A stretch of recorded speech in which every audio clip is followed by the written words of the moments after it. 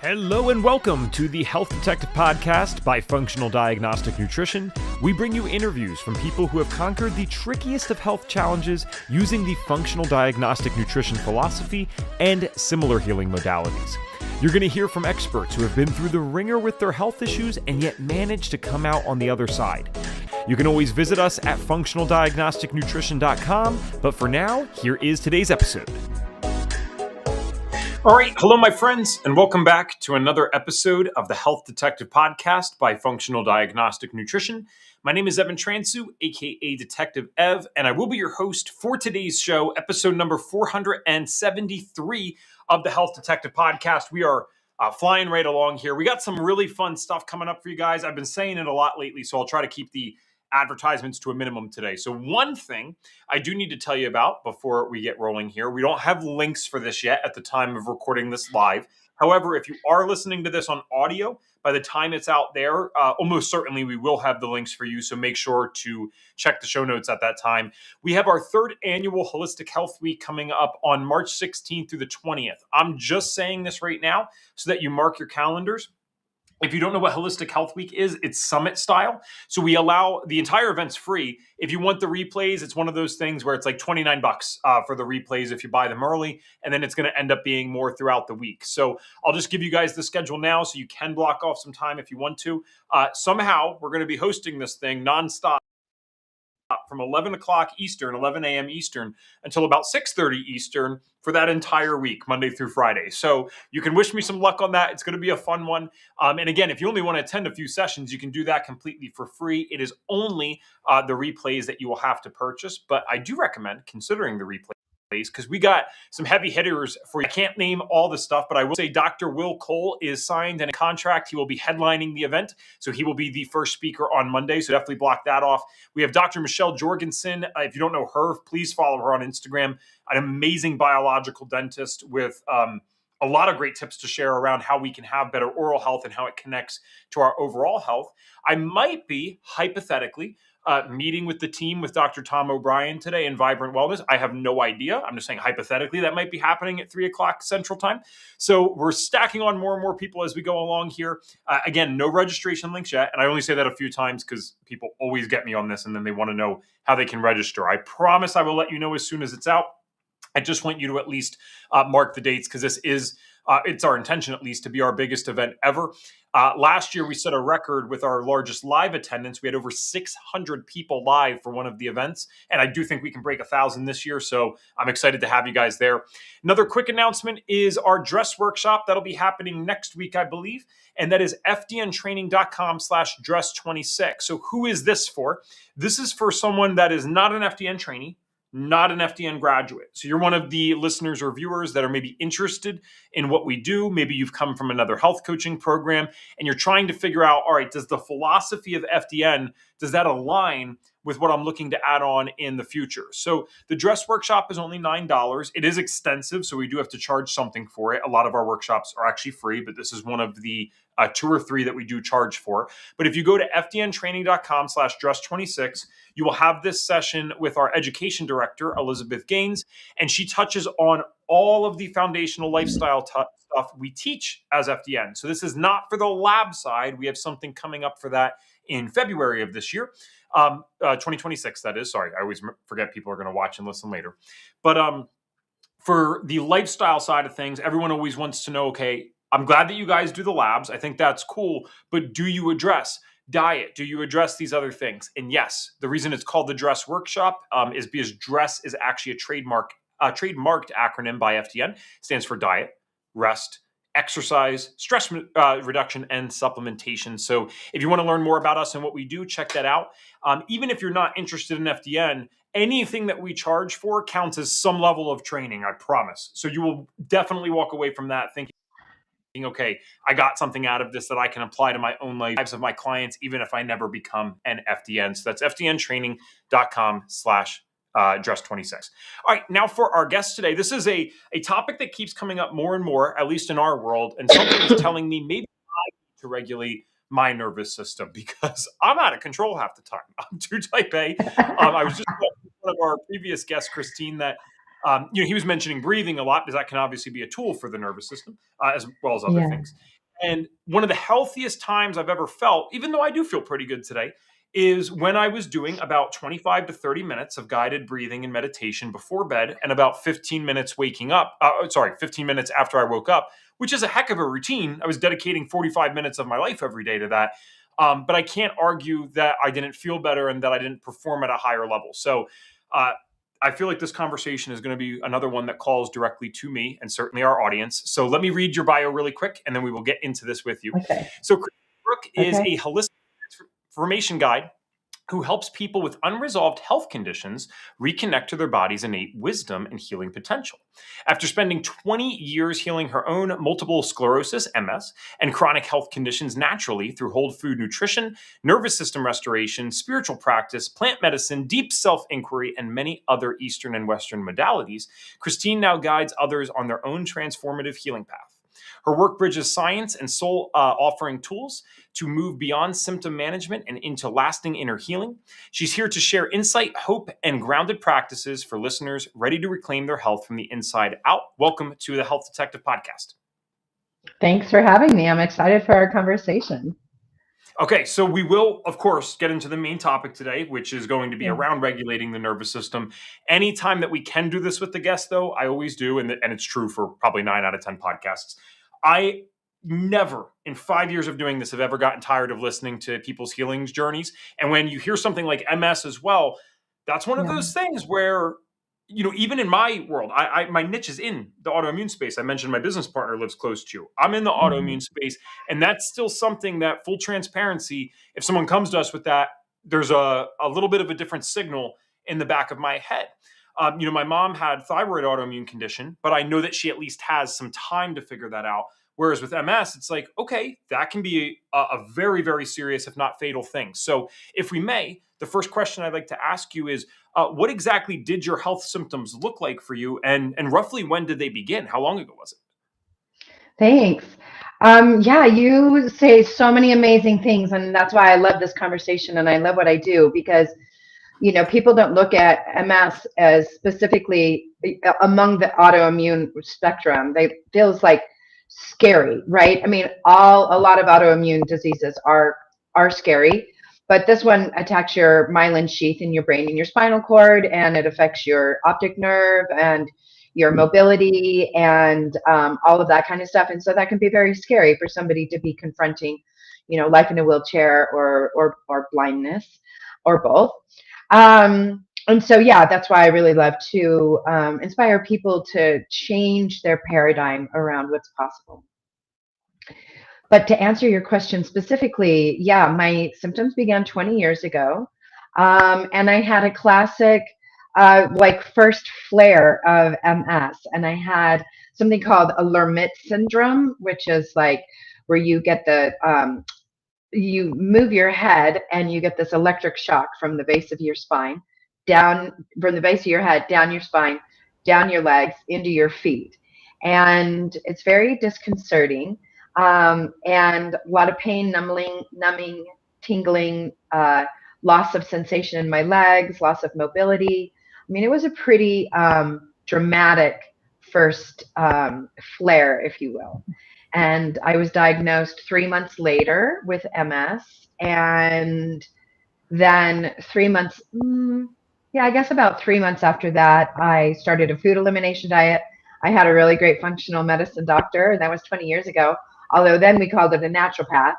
And, but I had a lot of beautiful blood work done and a lot of food sensitivities. I was also diagnosed with celiac disease at that time. And so then she put me on this really great elimination diet. But that was like a big first step for me, uh, because it was hard to connect, as you might see with your clients, hard to connect how something like the food that you're eating is actually affecting your mobility or your eyesight or your fatigue and other things like that. I mean, maybe today, 20 years later, I think maybe there's a greater acceptance around this. But for sure, 20 years ago, no. I mean, that was very radical. I Um, think it. I get what you're saying. I think it's still a paradigm we're locked in where if I take an Advil, I expect something fast to happen. So similarly, Yeah. people get this idea, including me. If I remove this food, something fast should happen. That's not really the case always, you know? Yeah. And you probably talk about this too. Like, it isn't like it took a long time for you to get sick. And so it will take it's in a reverse order of things where just as you had all of these layers of things that had to happen to you to get to a point where you manifested as a disease state. Likewise, you have to unravel all of these layers and go backwards kind of in time before you're actually getting to see these deep results.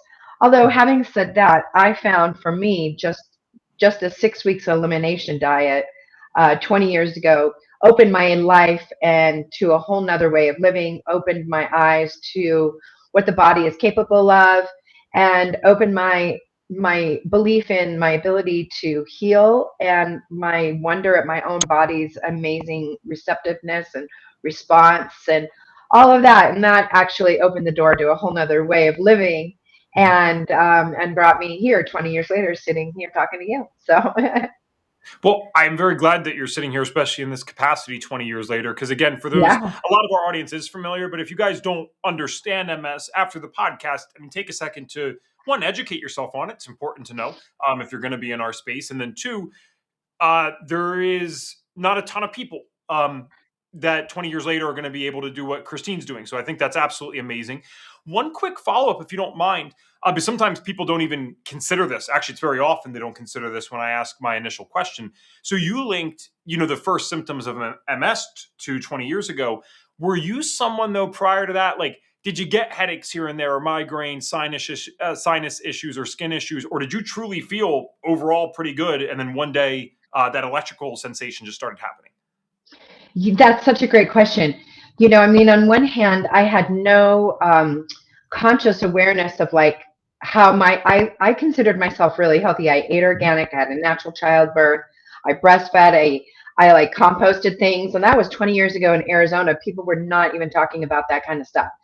So I thought that I was like, I thought that I was super healthy. Um, but I was like allergic to everything. I just didn't know I was allergic to food, which was really weird. I just thought that that was like too far out there for me to even consider. Mhm. So I did, and I also had a lot of skin conditions. I had rosacea and eczema. I had asthma. I had allergies. I mean, I was a wreck. But I didn't, for whatever reason, how this just like unfolds for people in their own time and their willingness to see things. And so I was always struggling with my weight, but I thought that my digestion was great. I would always say like I'm a good German girl. I can eat whatever I want.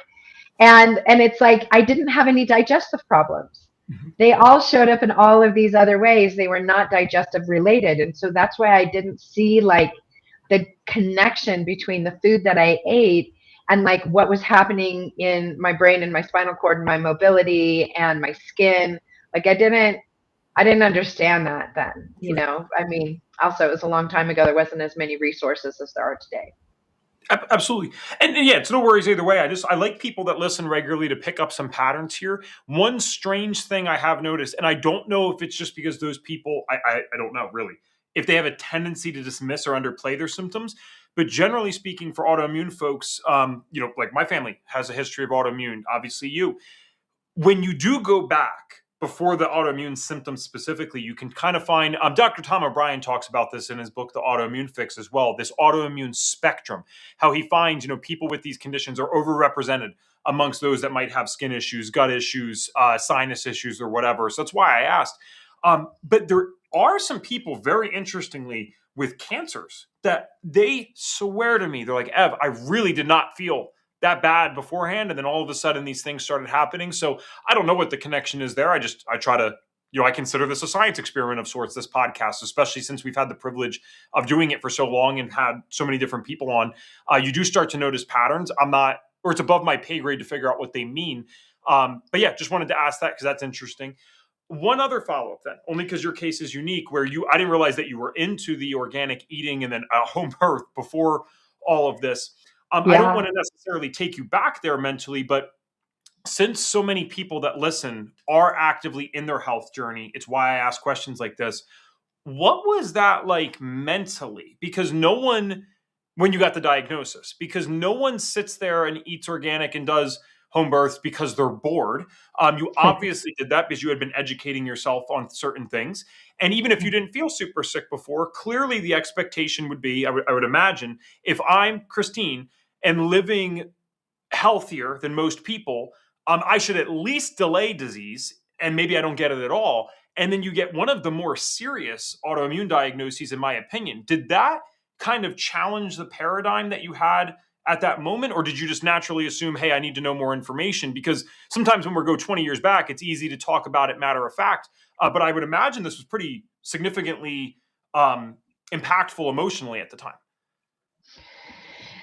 Yeah, so you've said so many really great things, and I wanna actually go back to I want to answer your question because it's super powerful, but I do want to just kind of put a pin in something else so that we can revisit it because I think it opens the door to like this whole idea of how sometimes your diet's not enough, and it's not, or I shouldn't say it's not enough. It's not everything. It's not the only part of the healing process, and as it relates especially to your observation about people who have cancer. um, and but to answer your question about my mental state, of course, I mean, I was horrified. My daughter was 3.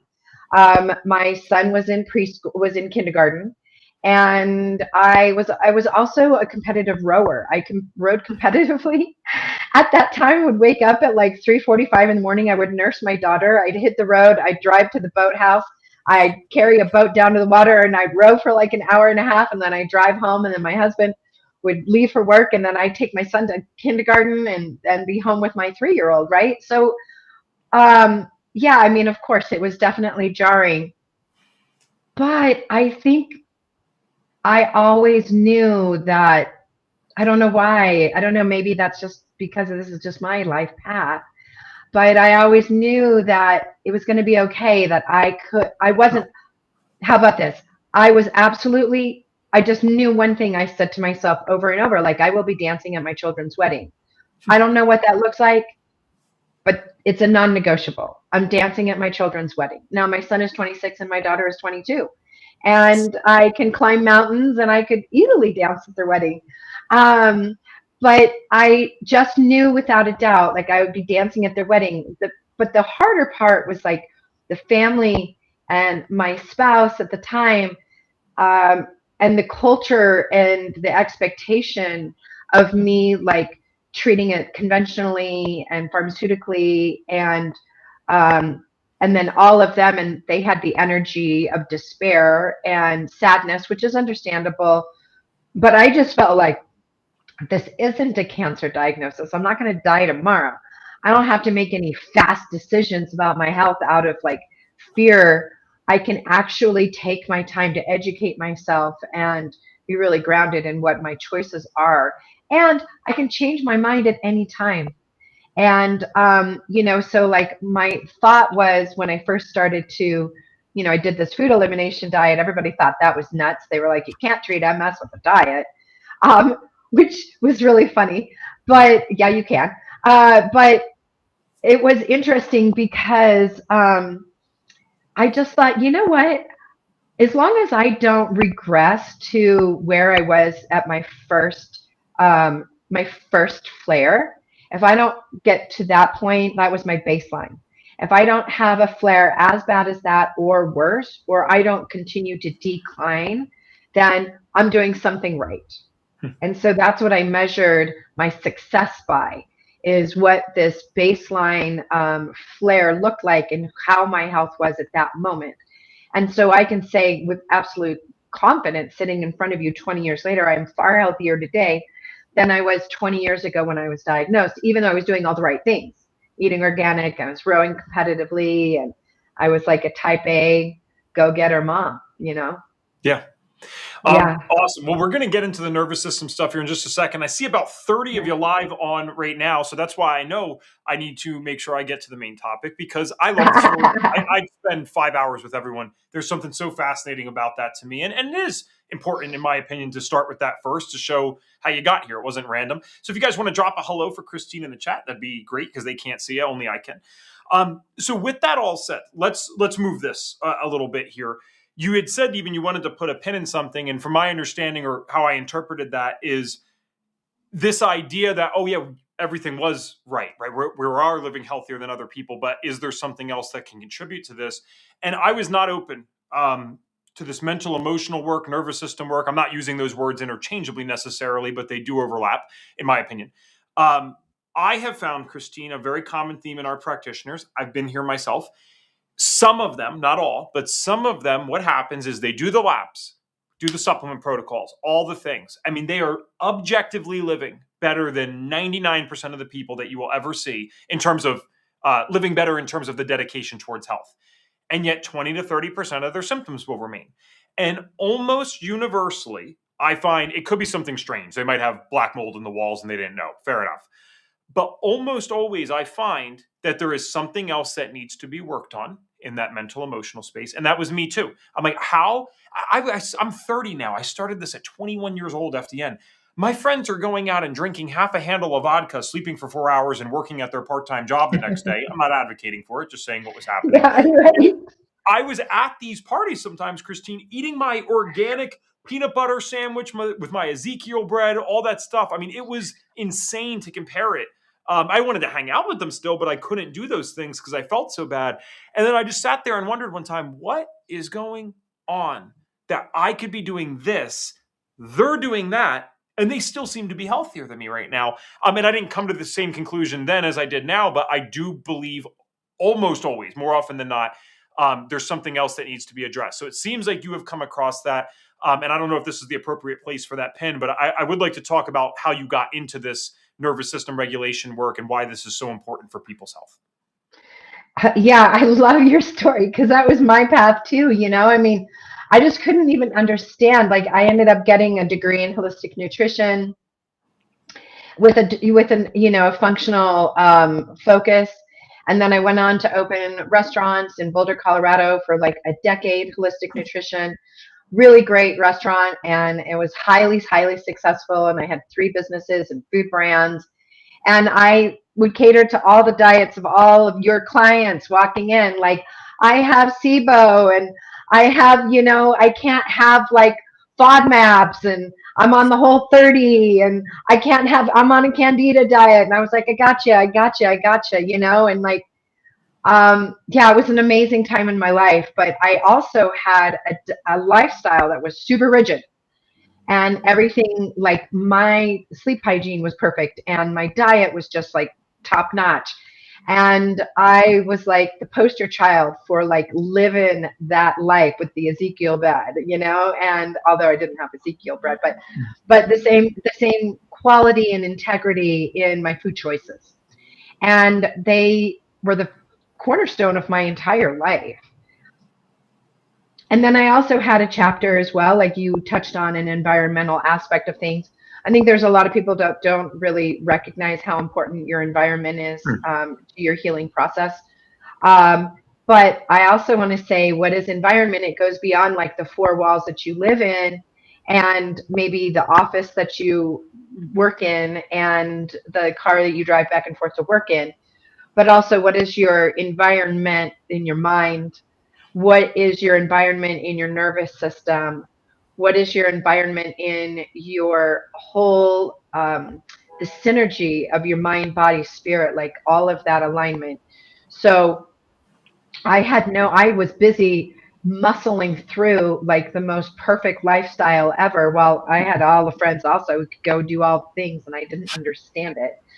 But I just had like such hypervigilance and such, you think about like the type of, and I was super type A, you think about that hypervigilance and what that does to your nervous system. It's a lot of tightness. It's a lot of, it's a lot of muscling and strength and all that stuff. And like, what if that creates a bunch of constriction?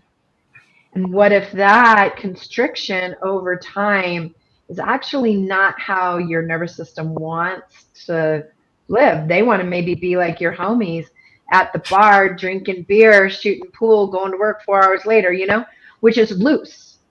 And you know what I mean? It's loose. And you're like, you can't be loose like that. Like, you're going to get sick. But there's like this interesting, like, energetic difference. Maybe they're not aware at all of their health and they don't care. But what about just like the energetic looseness of that as opposed to you and I and our rigidity in our choices? And like how that hyper awareness and hyper achieving and hyper vigilance is maybe not good for your nervous system.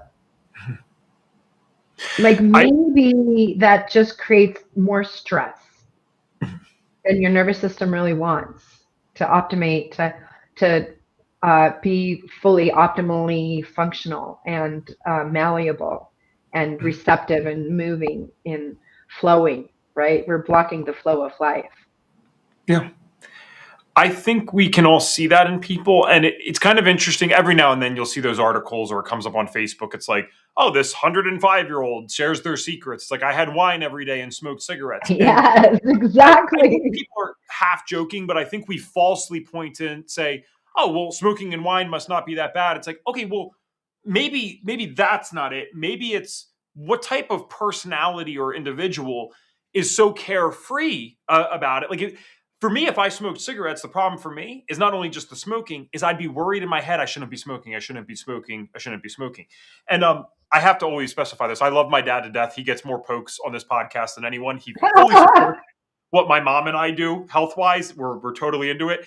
But this man, when we have asked him to stop smoking, his response to this, and he smoked 2 packs of cigarettes a day for the last 30 years. His response, Christine, is if I could smoke in my, he curses, blank sleep, I would. Now, again, I'm not advocating for that, but I've never heard an answer quite like that. So this is a man that does not have the same concern about it that we do. So does that make smoking good? No. But is smoking mixed with an extreme stress around, I shouldn't be doing this, I shouldn't be doing this, I shouldn't be doing this, and still doing it worse than smoking alone? I don't know how I couldn't argue that it is. Obviously, I, it's worse. So, I love what you just said too, because that's about a lot of harmony, right?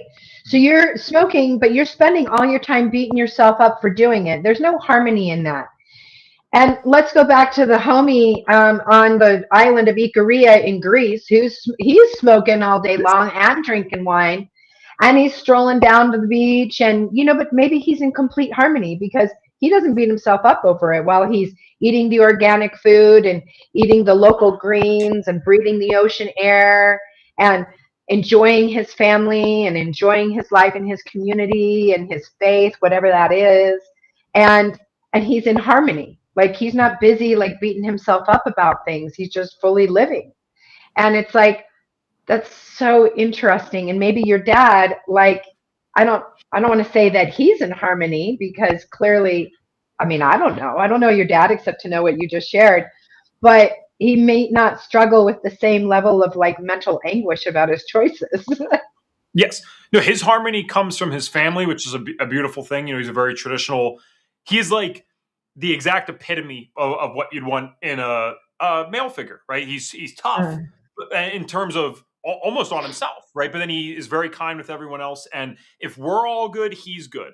So he's just like, shut the hell up. Let me smoke. I'm glad that you guys are good. I'll still go to your gluten-free restaurants for you, but I'm going to be the only one. So Totally. with that said, though, for you, I'd like to know, because again, you sound like someone that I very much can relate to, this type A personality, having a lot of rigidity. I like that word. I don't like the outcomes of it, but I do like the word because I think it describes a lot of us. When was the breakthrough moment for you then when you started to understand, oh, I need to actually do something about this. I need to get in my own harmony. And I'd also like to know, like, what did that look like for you? What had to change? Yeah. Yeah, I went through so many years where it was one chapter after another. I became kind of like this like health freak, right? It's just like it was one layer after another. It was like I mean, like nervous. I even saw on your website, all about the gut. Like I was hardcore about the gut, hardcore about the microbiome, hardcore had a mold chapter of my life and like living with mold and environmental sensitivities and that and mast cell activation and that and EOE and eosinophilic esophagitis. I had that. And I mean, it was just one thing after another. And I was just relentlessly in pursuit of health through every one of those chapters. And while I was also running 3 businesses, 75 employees, growing my business, living through the pandemic, it was it was like psycho, right? And raising kids and so my life was crazy. And I actually had no idea it was crazy because to me it was completely normal. And I didn't recognize that that's just not sustainable. I went to yoga, I hiked, I just like, I did it all. And I thought that I was living the life. And, I had a friend who said to me, "You're the sickest healthy person I know." And she's one of the people who could eat anything and doesn't care about any of that stuff. And she's like, "I don't understand. You're so sick for being so healthy. Like, why are you always so sick?" And I don't know. And then it all ended. It all was like house of cards. And it was the pandemic and all of the stress of that.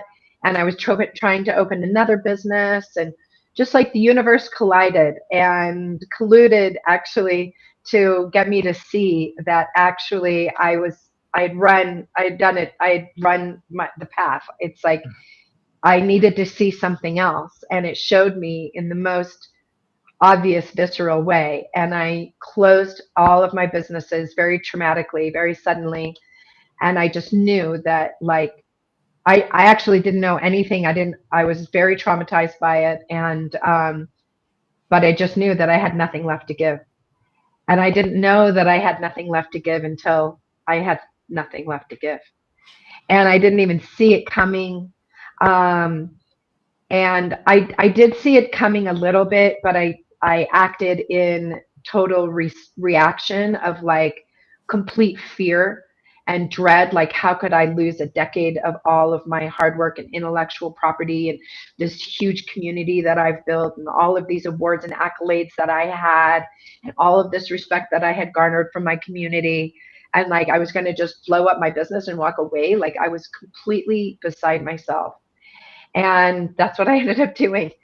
And then it took me a long time to heal. But the point is that going through that very dark place and making those very hard decisions opened the space for me to see how I kept my own nervous system dysregulated. And I called it achievement, and I called it striving, and I called it success, and I called it greatness, and I called it all of these other things, like to be the pillar of the community, to do it the right way, to be 100%. I labeled it as all these other things. I had absolutely no connection to the fact that I was keeping myself sick.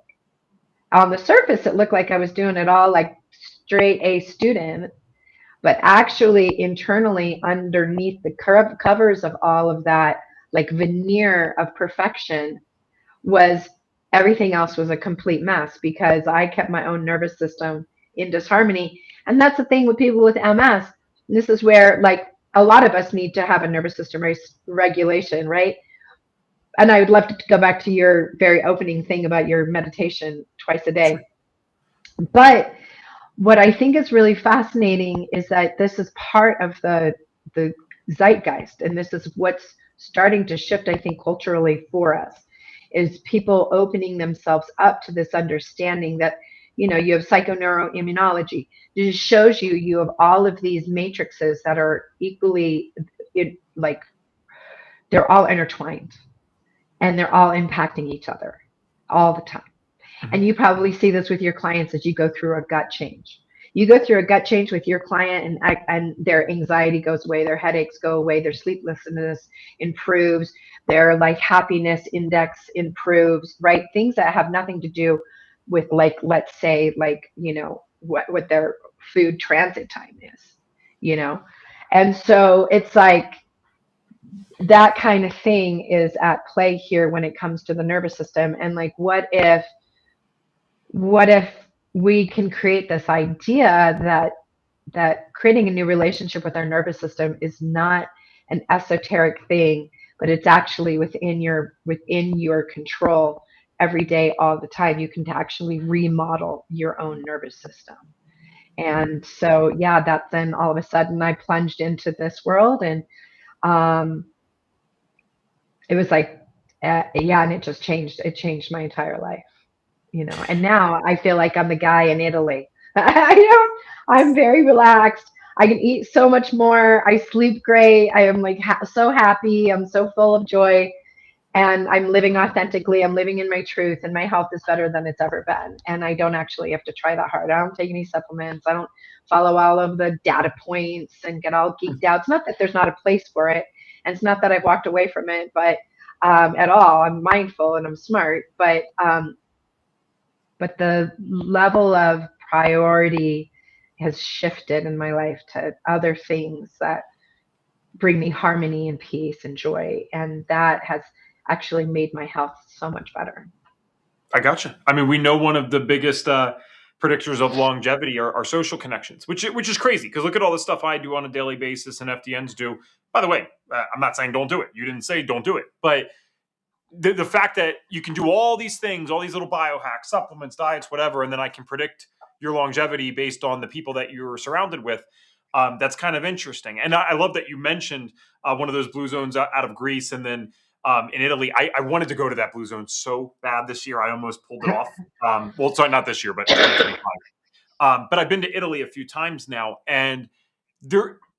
Listen, if you're in the main cities like a Milan or something, that does feel like hustle and bustle. But the second that you start going even a little bit outside of that, you're just looking at a town sometimes. I'm like, oh, there's people here that this is their community and family, and they're here their whole lives. They never really left. They're probably going to be in this little area their whole life. They grow stuff. They cook their own stuff. They make their own things. And I don't mean in like some primitive sense. Obviously, Italy is a fairly advanced country, but they keep this mix of great. We have the internet. We can stay connected to things, have cars, have all the stuff that you'd want. I've said this before on this podcast. It almost feels to me like when I'm in Italy, again, with the exception of maybe something like Milan, it almost felt like they added the perfect amount of tech just so that we can do everything that we need to do. But I never really see like a washer and dryer that can speak to my Wi-Fi router, right? I don't need that. Right, totally. But it's cool. Like no one's arguing that it's not amazing to be able to talk to you today. I'm in Texas. You're in Colorado. I like that I can talk to you. I don't want to lose that. But again, yeah, do I need my washer to be able to talk to my phone? I don't think so. I don't know.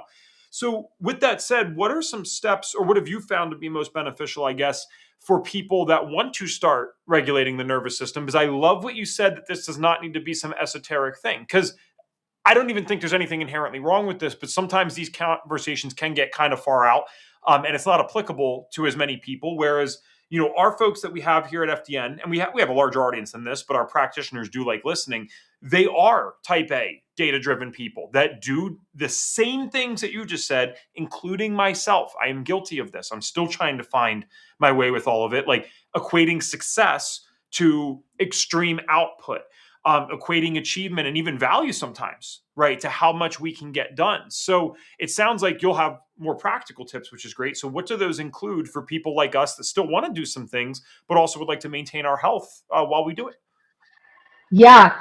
So I'd love to go into this conversation in a biohacking kind of way because we all want to know, like, what can we do to hack our nervous system? We're going to talk about hacking our nervous system. And like this is a good way to maybe touch on what you started with. And like, so right now the nervous system is getting a lot of conversation, right? I feel like we have two extremes happening in the nervous system conversation. One is people who are like, say all the time, I'm so triggered, I don't feel safe, right? And it's all about being triggered and somebody's not feeling safe and I don't feel safe in this environment, right? Mm-hmm. And then you have people on the other end who recognize that they should do some nervous system work and they're going to do meditations. There's nothing wrong with that. They're doing breath work. There's nothing wrong with that. Or they're doing things like going to somatic experiencing or vagus nerve reset or these modalities to go in and fix their nervous system, right? So you've got these two extremes. And somewhere in the middle, too, we're also starting to recognize how trauma comes into it and these unprocessed emotions are stored within our nervous system. And a lot of this starts in childhood when you're not able, you don't have a parental group that they're not parents. I mean, my dad never saw anything like that. I mean, I barely saw it with my kids, and they're like young adults. So I think like we're uh, growing in our awareness and our acceptance and understanding that this is actually true, that these traumatic events live in every cell of your body. They live in your fascia, they live in your nervous system. And over time, it's not good because they are the foundation of disease. Back to your cancer thing, like the happy guy who suddenly gets diagnosed with cancer. I guarantee you that happy guy who got diagnosed with cancer has a lot of unseen trauma that was never dealt with, sadness that lives in an organ system that he might have like turned into the diagnosis of that cancer, pancreatic cancer. And he has a bunch of trauma stuck in that space, part of his body, in that energetic space. So what I want to say is something else to address the person who says, I'm always triggered, and the person who believes like that they need these external modalities. The external modalities I liken to going to get a massage. The massage is really nice, but the effects of the massage are short-lived, right? Because you're going to go back to your bad mattress, go back to your stressful life, go back to the workout that doesn't serve you, and then you keep going to get the massage. But you need to fix some of these underlying things that are causing the reason why your body feels like it's screaming for a massage all the time. Does that make sense? Yeah, And absolutely. And so, yeah, I've experienced that. yeah, right. And so here's this way, like, let's talk about it as a biohacking thing, and because that would then appeal to a lot of the homies in the functional diet office over there.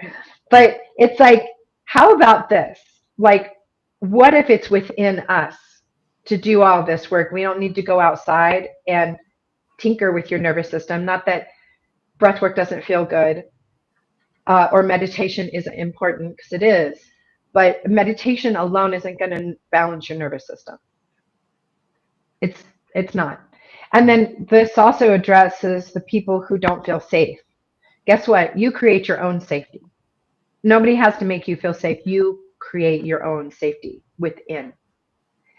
And so one of the things that happens in our society is like we don't ever talk about this. And I'd like to change the conversation, but we don't ever talk about this idea of a nervous system or like emotional restoration, emotional um, balance. A lot of us don't have any connection to the full range of emotions that we're able to feel. We don't actually know how to hold our own emotions. We don't have emotional capacity. So we get triggered by something and then we go off on a tangent. We build a story around the thing that we're emotionally triggered by. And then we create a belief system about that, we create stories around that. We make decisions based upon false stories because of this emotional state that makes us uncomfortable. And that dysregulates your nervous system. And then when you're living like that all the time, it doesn't matter how many kale smoothies you drink, how long you're on your PMF mat, how much you meditate, what your breath work is, or how much you exclude yourself from people who trigger you. You trigger yourself because we don't have any emotional capacity.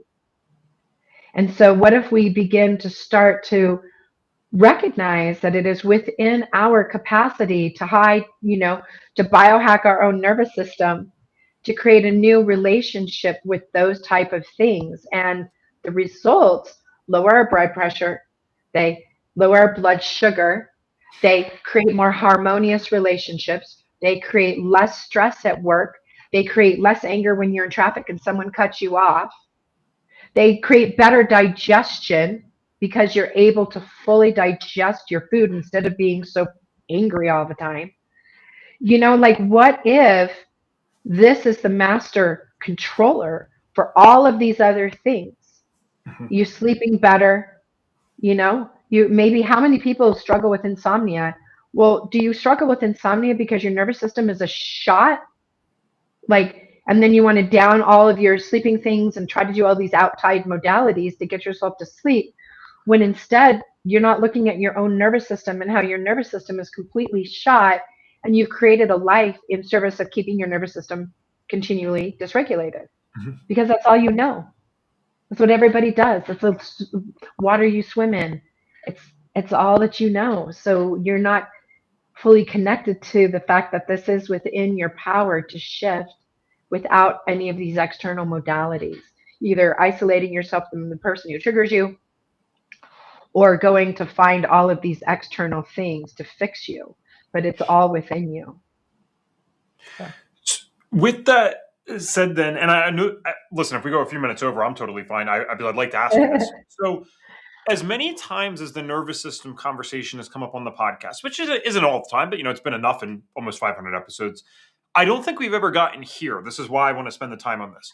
So, for me, for example, I'm way too self-disclosing on this thing, but I always use myself as a guinea pig. So I am completely open to almost anything at this point, just because I've been humbled a million times by the amazing information that people have brought, the different perspectives and their stories of healing. So there's one thing here I want to really understand when you're talking about emotional capacity, because for me, for example, I have found in my life, one of the things that's suggested, and maybe they need to word it better, maybe I need to understand it differently. So I'm open to all of this. I want to be clear.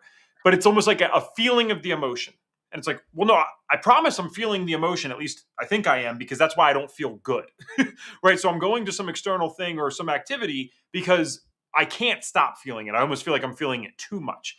So the emotional capacity thing, though, is an interesting concept to me, because that sounds like an ability to still recognize the feeling, not suppress it or hide it with a substance or whatever it might be, but then eventually work through it. Where I will admit, even to this day at 30 years old, in my experience, I feel like eventually I have to, like, I'll go out of my way not to suppress it, is what I'm saying. But I also find that if I live in there too long, it's not serving me. And I feel as if I'm missing something, especially when I hear from you and talk to you today. So you're not saying, correct me if this is right or wrong, you're not saying live in that emotion, dwell in it forever, but you're also saying we shouldn't suppress it to the point that we don't feel it. How do I learn to develop this Yeah. balance, experiencing this, but still working through it? Yeah, I love this. This is so great. I love everything that you just said, because it's true. A lot of us don't have any emotional awareness. So you either go from feeling nothing to being super, super, super mad in like a second, or you feel everything and you dwell on it and you create stories and you ruminate and you feel guilty for what you're feeling. Like, why did I get mad? I always get mad at that, and or whatever your personal story is. And so, yeah, but here's the interesting thing. What about this? Okay, so emotions stands for energy in motion. Emotional states, it's just an energetic sensation that comes through our nervous system. And we sense this energetic feeling within, and then we label it as an emotion. Oh, when I feel like that, that's called sad. When I feel like that, that's called mad, right? And so we identify with that physical sensation within and then call it an emotion. But emotion is energy in motion. It always leaves. And we get to make the decision to see it, hold it, sit with it, and not identify with it. Just let it be. You are not, just because you're triggered and you're angry doesn't make you an angry person. It's what we do with the emotions as they come in, because they make us uncomfortable, because we don't have the capacity to just hold it. And here's the other aspect of this too, is like, you are not your emotion. You're just not. Mm-hmm. You're Evan. Evan is all of it, everything, everything. You're not just this one emotion. You are all emotions. You are all experiences. You are everything. Mm-hmm. So we over-identify with any particular emotion, and then we trap that emotion within us, and then we dwell on it. We create stories around it. We make decisions from it. When in fact, what if we can just trust that we are not our emotions? We don't need to identify with our emotions, and they will leave us. And having the capacity to just sit with the emotions as they arise, and don't and discipline yourself to just sit with it and recognize there's nothing to fix. There's nothing wrong with you. You didn't do anything wrong. There's nothing to do. You don't have to go anywhere. There's nothing to fix. You just need to hold it, feel it, and let it go. You don't need to keep it in and make a story out of it and have it mean something that it doesn't mean. Now, that's not to say that, like, let's go back to, let's say somebody who's in, I don't know, let's just create a scenario. Somebody who's in an abusive relationship, and every time they're in this dynamic with this partner that makes them feel bad and creates these terrible emotional state within them, they can get to a point where they recognize and can act from that emotional state with a sense of like autonomy and authority, and like, oh, actually, this means that this relationship isn't serving me. And that's the decision you make from that space. Instead of diving into this deep like connection back and forth and like, and then you're fighting and it's like, and then you're feeling really bad and you're calling your friend like, oh my God, he did it again. And whatever that looks like, right? But like, what if all of that is false? What if that doesn't have to happen at all? We can just sit with whatever we're feeling and honor whatever that is, and not create a story around it, not try to fix it, and just allow it to pass, because it will. We all know that. You go to bed, you get a good night's rest, you wake, you're like, oh, I'm not so mad anymore, or whatever it is. Like, we all know that the emotion passes, but it's how we're able to hold that emotion and let it pass. Instead of it identifying with it, we create an identity around these emotions, and we don't recognize this subtle thing actually builds within our energetic system, and it creates illness in our body. Mm-hmm. And then we create identities from it, like I'm an overachiever, or I love this, and or I'm a super type A person, or I'm a really angry person, or I'm a depressed person, I'm super sad. What if all that's not true? What if you just need to be able to hold all that is without, and recognize you are not your emotions. Mm-hmm. You can feel all of these without being them. You are separate from them. I think I still have a lot of work to do in that area, but one breakthrough, It's a maybe. practice, right? It's a practice. Yeah. One Just like going to breakthrough. the gym, just like yoga, just like meditation. It's a practice. Yeah, I think one thing for me today though, I'm like, but I mean, I don't think you literally. Well, maybe you do. Maybe you do. Maybe I should get specificity on this. So when you say sit with it, we're not even talking about meditating, whatever. But is there a literal suggestion there of sitting with it, meaning that I'm not distracting myself with the phone. There's not a lot else going on. Like truly, privately, kind of experiencing the emotion. And again, I understand that sit doesn't mean that you don't necessarily mean that part literally. But would sitting with it look like not having a million other things going on at the time that you're experiencing said emotion? Yes, because I love what you just said, because I do mean it literally. Okay. And creating the space to allow yourself to feel it, because how much of the time too do we also bypass the emotion? We go down our phone, we get busy, we watch TV, we pour a glass of wine, get a beer, we just blow it off.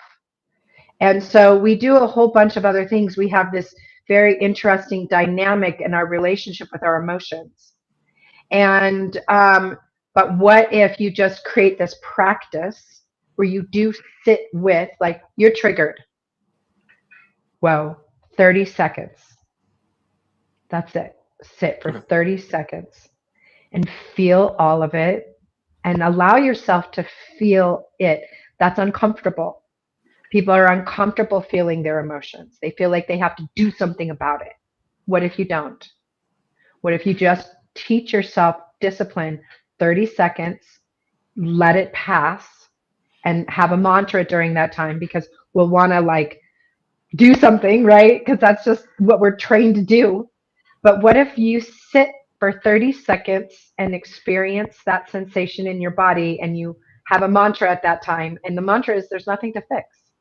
Mm-hmm. There's nothing to fix. And over time, you actually build capacity. And it's shocking, actually, it really does work.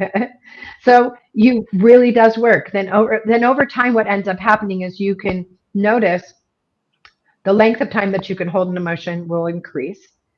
But most importantly is the thing that used to trigger you will no longer trigger you. The thing that you used to get upset about, you won't notice. It'll be so subtle. And then all of a sudden you'll just recognize all of these other areas in your life that things are more harmonious. And your brain is like grateful. Your nervous system is like so relieved to just not have to hold all that too. Mm-hmm. And so I think it's just about trusting your body, right? Like this is what you're working with your clients on, is learning to trust that their body can heal. And you're providing all of the resources for that body to heal. And what if this is the resource that we need to heal our nervous system? I It's think like that our makes own sense. bio. Yeah, this was good. Yeah. Um, Yeah. yeah, because I don't think I've ever once been able to define exactly or specify, not even define, but specify what is the difference between experiencing this. Because for me, I've had things in my life, honestly, where I felt like I experienced it for 5, 6 years. So of course, I don't think it's unnatural to eventually get the thoughts of like, well, how do I fix this? It's been 5 or 6 years. But then the question is, Right. well, were we ever doing what you just suggested at all in those 5 or 6 years? And if I'm being honest, I'd probably have to say no. There was always something else going on, or definitely linking these things towards identity and the stories behind them. So a lot for me to reflect on. I see some. Oh my gosh, my mom's. We have a bunch of people in the chat, so it's not just my mom. I swear, Christine, I bring you more people than Oh, that. My good. own mom, Christine, is in the chat saying, my therapist says the exact same thing, but different wording. She says, sit with it, recognize it, say thanks for visiting, then allow it to leave. Great information today. Thank you. She also owned a restaurant as well. So I was actually making that connection in my head. And she had an autoimmune Christine, I love your therapist. Cool. Well, now you got to be careful, because now once you said something nice to my mom too, you got an online friend for life. She'll be somewhere on your Instagram. Perfect. So with that said, I love talking to you. I will have to wrap this up a bit here, but I want to make sure we spend For some time sure. also getting to hear from you as to what do you offer people now? Because there's still 30 people on just live, just so you know. So they're loving something that you're saying, probably some things that you're saying. So if they wanted to do more with you, what would that look like? Who does Christine serve, and what does she offer? Yeah, so I love working with people who are trying to get to like some resolution on their health, and they're maybe in a similar place where I've been, where you've tried everything and you're just like don't understand why you're not getting traction. It's not that you're not seeing incredible healers and people who are super insightful and who are guiding you, but it's all about like nervous system restoration, and it's all about harmony, and it's all about alignment.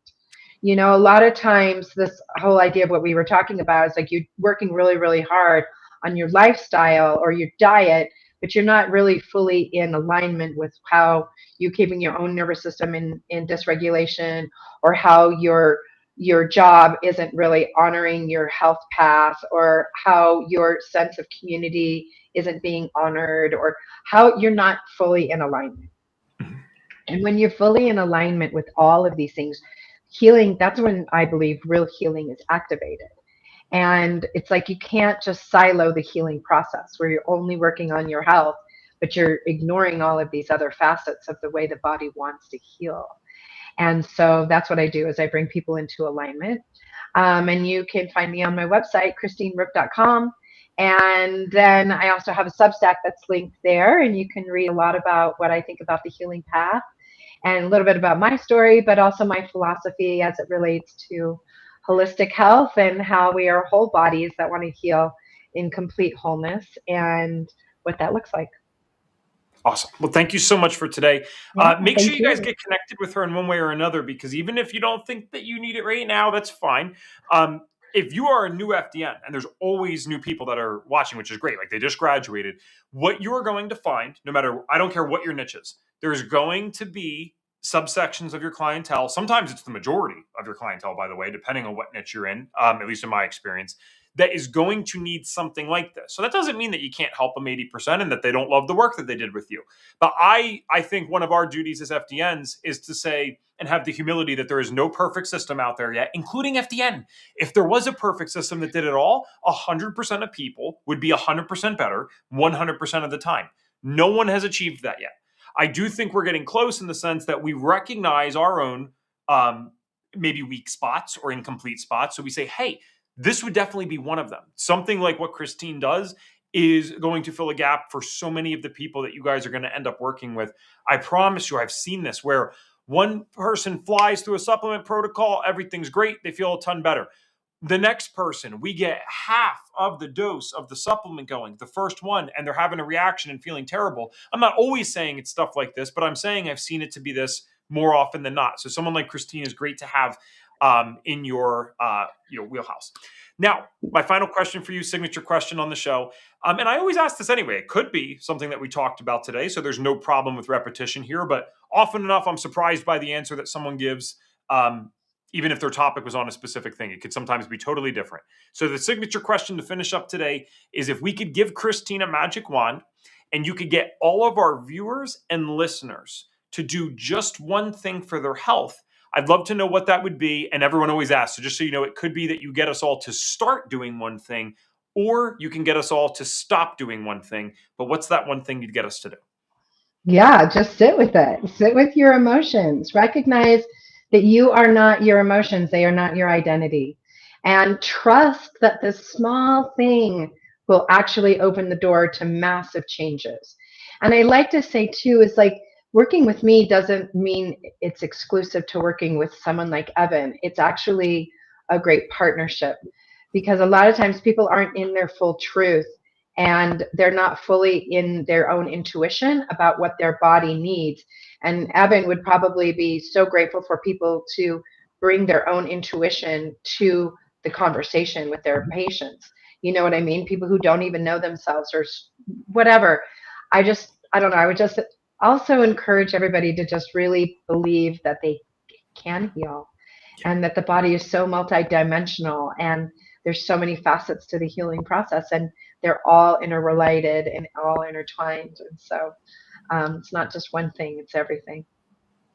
Awesome. Well, thank you for bringing a much Yeah, needed conversation today. And again, a lot of thank people have you. brought the conversation in one way or another, but I know if selfishly I'm able to make a breakthrough, that means other audience members are as well. Are Great. able to do that as well. So if you guys could Wonderful. drop a Thank thank you in you. the chat, please do.